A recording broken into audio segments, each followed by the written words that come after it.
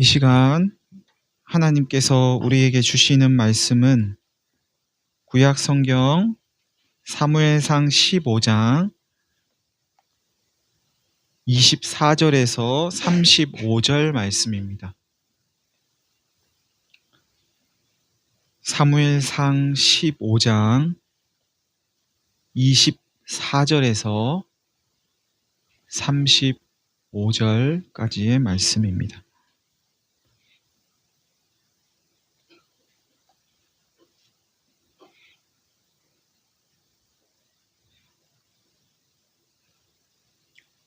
사무엘상 15장 24절에서 35절까지의 말씀을 제가 봉독하겠습니다. 사울이 사무엘에게 이르되 내가 범죄하였나이다. 내가 여호와의 명령과 당신의 말씀을 어긴 것은 내가 백성을 두려워하여 그들의 말을 청종하였음이니이다.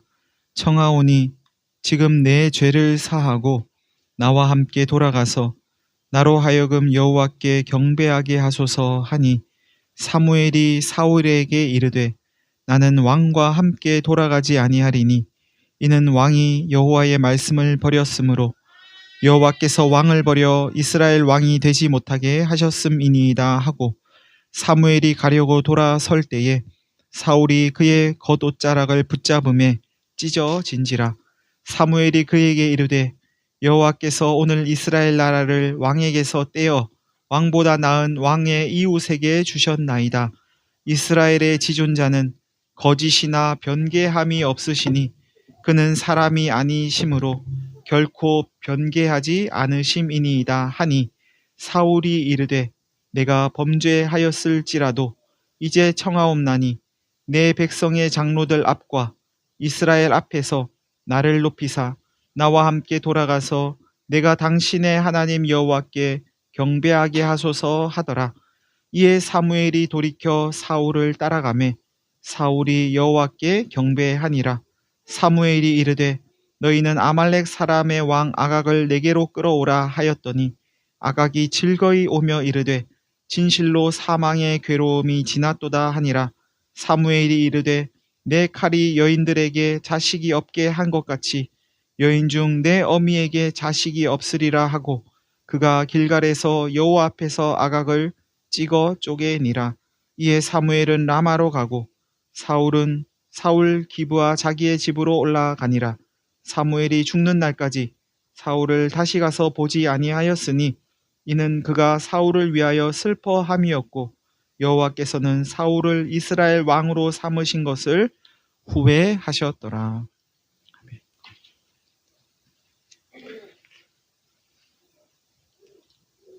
사울이 사무엘에게 내가 범죄하였습니다. 내가 여호와의 명령과 당신의 말씀을 어긴 것은 내가 백성을 두려워해서 그랬습니다. 했다고 하면서 오늘 본문이 시작합니다. 이것은 순종이 제사보다 낫고 하나님의 말씀을 듣는 것이 순양의 기름을 하나님께 드리는 것보다 낫습니다. 하나님의 말씀을 거역하는 것은 점치는 죄와 같고 완고한 것은 사신 우상에게 절하는 죄와 같습니다. 왕이 여호와의 말씀을 버렸기 때문에 여호와께서도 왕을 버려서 왕이 되지 못하게 하셨습니다. 하는 사무엘의 말을 들은 사울의 반응입니다.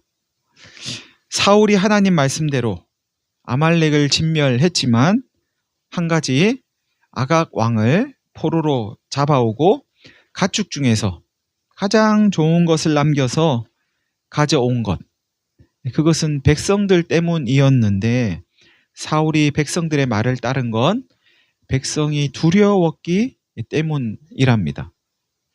여러분, 사울이 백성을 두려워한 것은 하나님을 두려워하지 않았기 때문입니다. 하나님을 두려워하지 않으면 사람을 두려워하게 되지요. 사람은 눈앞에 보이지만 하나님은 안 보이기 때문입니다. 안 보이는 하나님을 두려워하지 않으면 보이는 사람을 두려워하게 되는 거죠. 하나님이 보이면, 하나님 계신 것이 진실로 믿어지면 사람을 두려워하지 않을 수 있다는 뜻이기도 합니다. 예수님이 그런 말씀을 하셨어요. 몸은 죽여도 영혼은 능히 죽이지 못하는 사람들 두려워하지 말고 오직 몸과 영혼을 능히 멸하실 수 있는 하나님을 두려워하십시오. 그러니 하나님이 보이는 게 은혜입니다. 하나님 계신 것이 믿어지는 게 은혜이죠. 우리 앞에 계신 하나님이 보인다. 정말 보인다고 한번 이렇게 상상을 해보세요. 여기 하나님이 보이는 거예요. 그러면은 우리가 사람에게 잘 보이려고 할까요? 하나님께 잘 보이려고 할까요? 예. 하나님께 잘 보여야 하니까 사람은 무시해도 좋다. 그런 말씀은 아닙니다. 하나님 두려워하면 사람은 무시하게 될까요? 나는 하나님께만 잘 보이면 돼. 사람은 뭐 아무것도 아니야. 뭐 이럴까요? 하나님을 두려워하기 때문에 오히려 사람도 무시하거나 함부로 대하지 않을 것입니다. 오히려 사람을 무시하거나 함부로 대하는 것은 하나님이 보이지 않을 때 일어나는 일이죠. 하나님이 안 보이고 하나님을 인정하지 않는 그때에 보이는 사람도 무시하게 됩니다. 하나님이 안 보이면 사람을 두려워할 수도 있고 아니면 반대로 사람을 무시할 수도 있는 거죠. 반면 하나님이 보이면 하나님을 두려워하고 사람도 존중하게 될 겁니다. 당장 눈앞에 보이는 사람보다 하나님이 더 잘 보여서 하나님 계신 것이 더 분명하게 믿어져서 하나님을 두려워하고 옆에 있는 이웃도 존중하는 그런 저와 여러분이 되시기를 간절히 바랍니다. 계속해서 사울은 사무엘에게 자기의 죄를 용서해 달라고 하면서 자기와 함께 돌아가서 하나님께 경배해 달라고 간청을 합니다. 하나님께 자기가 잘못했으니 속죄제를 드리게 해달라는 이야기인데요. 사울이 자기의 잘못을 진심으로 뉘우치는 것처럼 보입니다. 이에 사무엘이 대답합니다. 나는 왕과 함께 가지 않겠습니다. 왕이 여호와의 말씀을 버렸기 때문에 여호와께서도 왕을 버려서 이스라엘의 왕이 되지 못하게 하셨기 때문입니다. 그러니 저는 왕과 함께 가지 않겠어요. 하나님은 이미 왕을 버렸으니까요. 하나님께서 왕을 버리셨다는 것, 이것은 사울을 왕의 자리에서 폐위시키셨다는 뜻이지 사울을 버렸다는 뜻은 아닙니다. 하나님께서 보실 때 사울은 더 이상 하나님이 원하시는 왕이 아닌 겁니다. 왕은 왕인데 왕이 아닌 거죠. 선생인데 선생이 아니고 목사인데 목사가 아니고 같지 않다는 뜻이에요. 왕인데 왕 같지 않다. 뭐 이런 의미라고 보면 될 것 같아요. 하나님이 보실 때 사울은 더 이상은 왕으로서의 역할을 감당할 수 없는 그런 상태가 되었다고 봐야 합니다. 하나님이 원하시는 왕의 역할, 그거는 사울은 더 이상 이제 감당할 수 없는 거죠. 그러자 사울이 사무엘의 겉옷자락을 붙잡습니다. 얼마나 세게 붙잡았는지, 아니면 사무엘이 얼마나 서둘러서 가려고 했는지, 아무튼 잡고 가려고 했는데 옷이 찢어졌대요. 사무엘의 옷이. 사울이 찢은 건 사무엘의 겉옷뿐만이 아닐 겁니다. 자신의 왕권도 찢었고 그의 마음도 찢어졌겠죠. 내가 이렇게 몰락하는구나. 사무엘 역시 옷만 찢어진 게 아니고 그의 마음도 찢어졌을 겁니다. 얼마나 마음이 찢어졌으면 사무엘이 사울을 위해서 슬퍼했다고 오늘 본문도 이야기하고 오늘 본문 뒤에 나오는 16장 1절도 그렇게 이야기합니다. 계속해서 사무엘이 사울을 슬퍼하고 울고 그러니까 하나님이 너 언제까지 슬퍼할 거야? 뭐 이러셨다는 거잖아요. 그런데 찢어진 게 사무엘의 옷이나 사울의 왕권이나 그들 마음뿐이었을까요? 하나님께서 친히 세우신 왕, 사울이 하나님의 말씀을 듣지 않을 때, 사울이 하나님을 안 계신 것처럼 여길 때, 눈에 보이는 백성은 두려워하면서 눈에 보이지 않는다고 하나님을 두려워하지 않을 때 하나님의 마음도 찢어졌을 것이 분명합니다. 여러분, 하나님 백성이 하나님 말씀 듣지 않을 때 하나님 마음이 찢어집니다. 그런 거 경험하시죠? 자식이 말을 안 들으면 부모님의 마음이 때때로 찢어집니다. 하나님을 없는 분 취급할 때 하나님의 마음이 갈기갈기 찢어집니다. 사람은 두려워하면서 보이지 않는다는 이유로 하나님은 두려워하지 않고 외면할 때 하나님의 마음이 산산조각 납니다. 내 자리, 내 지위, 내 무엇 찢어지는 것은 마음 아파하면서 하나님 마음 찢어지는 것은 모르는 그런 어리석은 자녀, 우둔한 백성의 길은 우리가 갈 길이 아닙니다. 그런 길을 갔던 이스라엘을 향해서 하나님은 선지자를 통해 이런 말씀을 하십니다.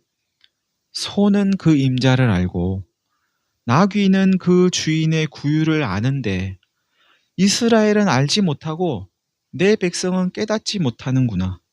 슬프다. 범죄한 나라요. 허물진 백성이요. 행악의 종자요. 행위가 부패한 자식이로다. 그들이 여호와를 버리며 이스라엘의 거룩하신 이를 만홀히 여겨 멀리하고 물러갔구나. 그렇죠. 얼마나 좋아요, 그죠? 이렇게 아빠 이렇게 찾아야 되는데, 그죠? 이제 안 찾아요. 이제 조금만 크면 아빠, 엄마 소리 듣기 참 어렵습니다. 언제 불러보셨어요? 아빠, 엄마 언제 불러보셨어요? 언제? 찾기 참 어려워요. 우리의 주인이 누구인지, 우리의 아버지가 누구인지, 우리를 여기까지 인도하신 분이 하나님이신 것을 분명히 알고 하나님을 두려워하고 기뻐하는 저와 여러분이 되시기를 바랍니다. 사무엘의 말이 또 이어집니다. 여호와께서 오늘 이스라엘 나라를 왕에게서 떼어서 왕보다 나은 왕의 이웃에게 주셨습니다. 먼 친척도 아니고 이웃이래요. 이스라엘의 지존자는 거짓이나 변개함이 없으시니 그는 사람이 아니시므로 결코 변개하지 않으십니다. 하나님께서 이스라엘을 사울보다 나은 사울의 이웃에게 주셨답니다. 그런데 이스라엘의 지존자 하나님이죠. 하나님은 변개함이 없으시대요. 하나님은 한 번 정하신 하나님의 뜻을 번복하지 않으신대요. 그래서 사울을 다시 왕으로 복귀시키는 그런 일은 없을 거라는 이야기입니다. 그러니까 하나님 마음 바꿔달라고 조르지 말라는 뜻이기도 합니다. 제가 잘못했으니까 한 번만 봐주세요. 이번에 딱 한 번만 봐주시면 잘할게요. 이렇게 졸라대지 말라는 거예요. 여러분, 하나님은 한 번 마음을 정하시면 그 마음을 안 바꾸신답니다. 받아들일만 하시겠습니까? 그런데 우리는 기도라는 이름으로 하나님 마음을 바꾸려고 하지 않습니까? 기도는 사실 우리의 뜻을 하나님께 관철하는 도구가 아닙니다. 기독교의 기도는 오히려 하나님의 뜻을 받아들이는 도구입니다. 하나님께 우리의 뜻을 관철하려고 기도하더라도 마찬가지입니다.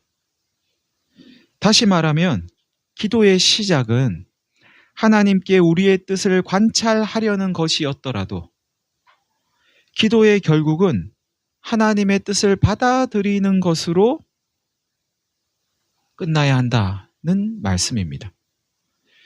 이것이 성령님께서 기도 가운데서 하시는 일입니다.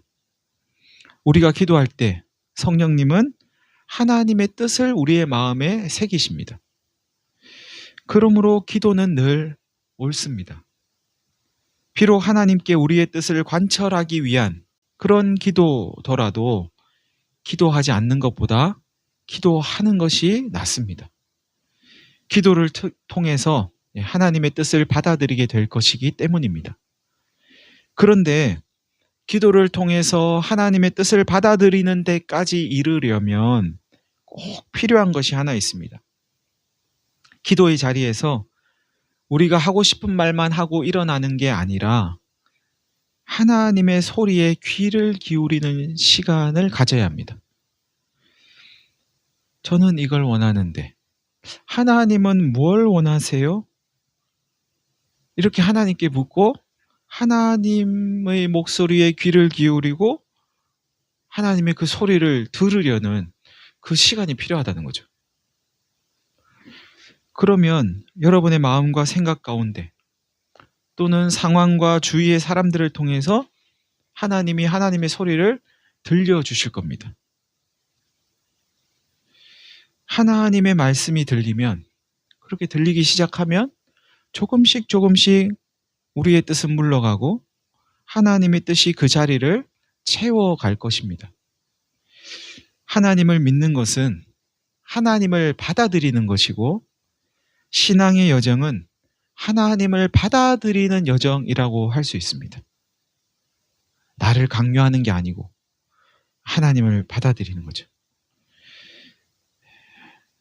하나님을 받아들이는 게 신앙의 과정이다 하는 것을 마음에 새기시면서 슬기로운 기도 생활 하실 수 있기를 바랍니다. 사울이 다시 한번 사무엘에게 간청합니다. 사무엘과 사울의 줄다리기가 계속 오늘 본문에선 이어지는데요. 내가 범죄하였을지라도 제가 간청하니까 내 백성의 장로들 앞과 이스라엘 백성들 앞에서 나를 좀 높여주세요. 나와 함께 돌아가서 내가 하나님께 경배하게 해주세요.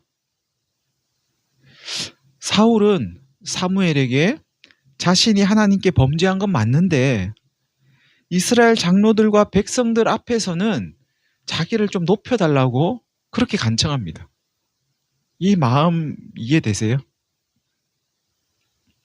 하나님 앞에서 제가 잘못했는데 그래도 제가 왕이잖아요, 왕. 저 백성들 앞에서는 제가 좀 부끄러움과 수치를 당하지 않도록 저를 좀 높여주시면 안 됩니까?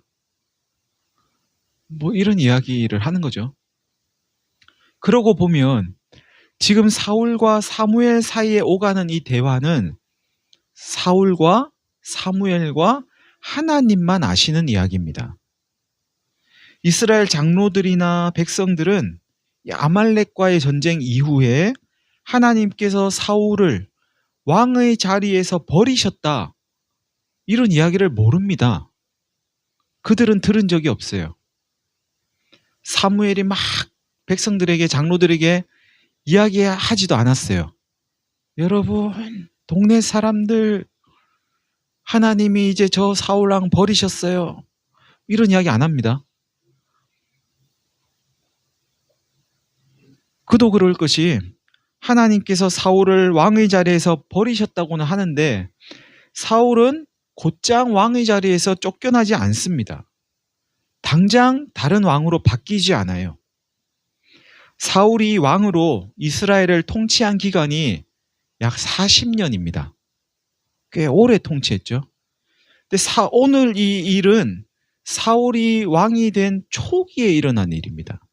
2년, 3년 정도에 일어난 일입니다. 그러니까 이 이후에도 사울은 37년, 38년을 통치했다는 이야기죠. 아니, 하나님이 버리셨다 해놓고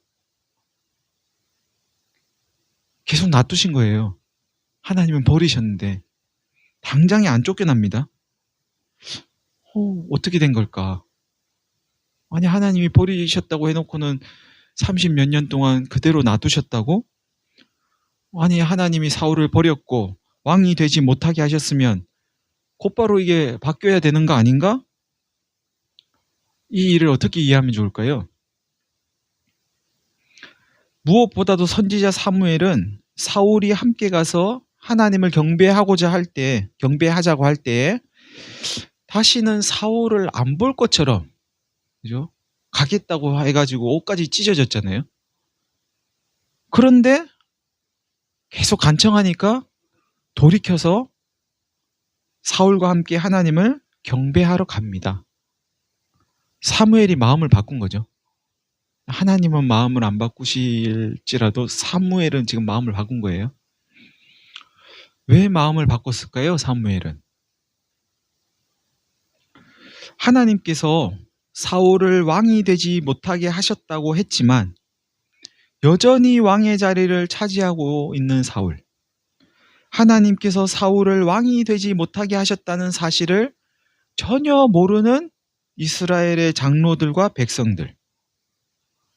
사울은 하나님이 버린 왕이니까 백성들과 함께 사울을 왕자에서 끌어내려야 되겠어. 사무엘은 그러지 않습니다.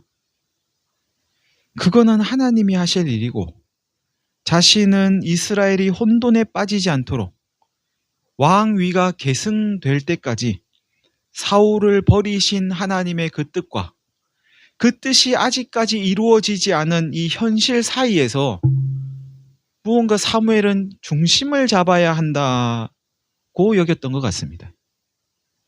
하나님은 버리셨는데 이 왕을, 근데 아직 왕 자리에 있는 거예요. 이게 30 몇 년 지속된다는 거죠. 그럼 나는 여기서 뭘 해야 되지? 사무엘은 지금 그 생각을 하고 있는 겁니다.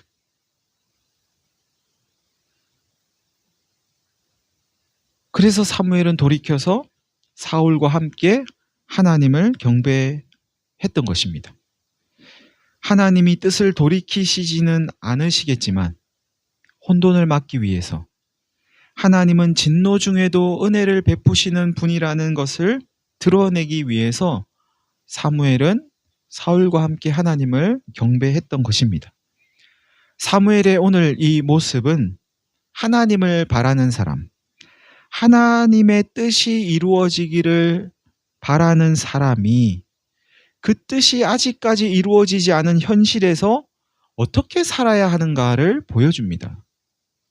여러분, 오늘 우리는 하나님께서 이루실 뜻을 기다리며 살아가고 있다고 할 수 있겠죠. 하나님을 믿는다는 건 하나님께서 이루실 그 뜻이 이 땅 가운데 이루어지기를 바라고 소망하면서 살아가는 거죠. 하나님께서 이루실 그 뜻, 그것은 궁극적으로 구원이라고 할 수 있을 겁니다. 우리는 그 구원을 바라면서 하나님 믿는 거죠. 그런데 그 구원이 아직까지 현실 가운데 완전히 이루어지진 않았어요. 그걸 계속 바라고 있는 거죠. 하나님 나라가 완성되는 것, 하나님께서 만드신 이 창조 세계가 하나님이 거하실 온전한 성전으로 회복되는 것, 그것이 하나님이 이루실 하나님의 뜻이고 우린 그걸 바라고 있습니다. 질병으로부터 구원을 얻고 물질 만능주의와 계급 사회로부터 구원을 얻고 경쟁으로부터 해방되고 고통과 아픔과 눈물에서 벗어나는 것, 온 땅 구석구석 어둠의 세력은 물러가고 생명의 빛으로 가득해지는 것, 강자와 약자가 함께 어우러져서 살아가는 세상, 강남과 강북의 경계가 무너지고 송도에도 송북과 송남이 있다면서요. 경계가 무너지고 인천에도 있습니까? 아무튼 무너지는 거죠.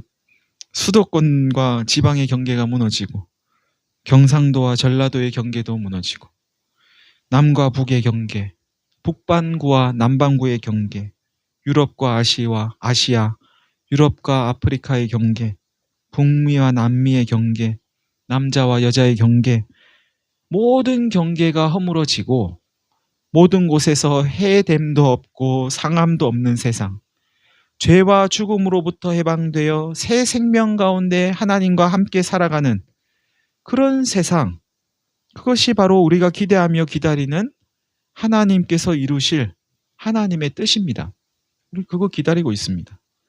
비록 우리의 현실은 하나님께서 이루실 그 나라와 동떨어져 있는 것처럼 보이더라도 하나님은 반드시 그 나라를 이루실 것입니다. 하나님 약속이니까. 하나님은 변개함이 없는 분이시니까. 그런데 여러분, 믿음의 사람은 이런 바람과 소망이 있다고 해서 현실을 외면하지 않습니다. 나는 그것만 바라고 살 거야. 그러면서 하늘 위를, 구름 위를 둥둥 떠다닐 수 없죠. 우리의 발은 땅에 있습니다. 믿음의 사람은 현실을 부정하지 않습니다. 현실을 충실히 살아냅니다. 현실을 충실히 살면서도 현실에 매몰되지 않고 하나님 나라를 소망하는 것, 이것이 믿음의 사람의 삶입니다. 믿음은 바라는 것들의 실상, 즉 바라는 것들을 보는 힘이기 때문입니다. 믿음은 아직 이루어지지 않은 것들을 마치 이루어진 것처럼 보는 능력이기 때문입니다. 믿음은 하나님의 뜻이 이루어지는 그 세상을 보게 합니다. 그래서 그 세상을 소망하고 내가 살아 생전에 그 뜻 이루어지는 것을 못 보더라도 그 소망을 잃지 않고 붙잡는 거죠. 그래서 성경은 믿음의 사람들이 다 그 길을 갔노라고 우리에게 믿음의 길을 가르쳐 줍니다. 그렇기에 믿음의 사람은 하나님의 뜻과 그 뜻이 아직 이루어지지 않은 이 현실 사이에서 낙심하지 않고 중심을 잡습니다. 중심을 잡는 건 믿음입니다. 사랑하는 성도 여러분, 하나님 뜻과 동떨어진 현실을 보면서 낙심하지 마시길 바랍니다. 낙심하지 않으려면 하나님을 믿는 믿음을 굳게 붙잡아야 합니다. 하나님의 약속은 변개함이 없으니 손바닥 뒤집듯이 냅다 이렇게 하나님은 뒤집지 않으실 터이니 그 소망을 꼭 꽉 붙잡으시기를 바랍니다. 하나님께서 이루실 구원, 하나님 나라의 완성, 하나님의 성전의 회복, 이것이 눈앞에 보이는 것보다 더 분명하게 보여져서 하나님과 현실 사이에서 중심을 잘 잡고 날마다 순간마다 하나님과 동행하며 믿음의 길을 걸어가는 저와 여러분이 되시기를 간절히 바랍니다. 우리 다 같이 한 1분 정도 기도하겠습니다.